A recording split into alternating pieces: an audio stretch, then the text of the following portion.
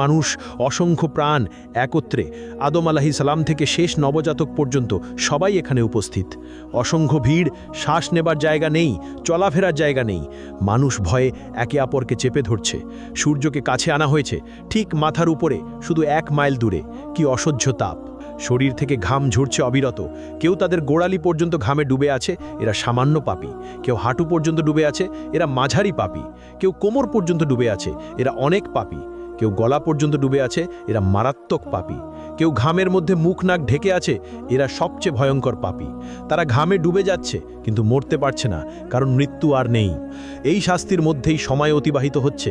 বছরের পর বছর কেটে যাচ্ছে, তবুও তারা দাঁড়িয়ে হাসরের ময়দানে। 1000 বছর গেল, 2000 বছর গেল, 3000 গেল, 5000 গেল, 10,000 গেল, এইভাবে 50,000 বছর চলে গেল। তবুও তারা অপেক্ষায়, তারা কাঁদছে, ইয়া রাব্বি, ইয়া রাব্বি, আমাদের বিচার শুরু করো না এখনই। এই অপেক্ষা শাস্তির চেয়েও কঠিন। আমাদেরকে জাহান্নামে নিক্ষেপ করো, কিন্তু তবু এই অপেক্ষা শেষ করো, আমরা আর পারছি না। কিন্তু আল্লাহ, যিনি ন্যায় বিচারক, তাদেরকে অপেক্ষায় রাখলেন, কারণ দুনিয়ায় তারা তার আদেশকে অপেক্ষায় রেখেছিল। তারা সালাত বিলম্ব করেছিল, তারা তওবা পিছিয়ে দিয়েছিল, আর আজ তারাই অপেক্ষায়। এমন সময় জাহান্নামের আগমন। হঠাৎ দূর থেকে একটা ভয়ঙ্কর শব্দ ভেসে এলো, যেন 1000 আগ্নেয়গিরি বিস্ফোরিত হচ্ছে, যেন লক্ষ ভূমিকম্প একসঙ্গে ঘটছে। শব্দ ক্রমশ তাদের কাছে আসছে। মানুষ কানে আঙ্গুল দিচ্ছে, কিন্তু কোনো লাভ নেই। শব্দ তাদের হাড় কাঁপিয়ে দিচ্ছে, অস্থিমজ্জায় ঢুকে যাচ্ছে।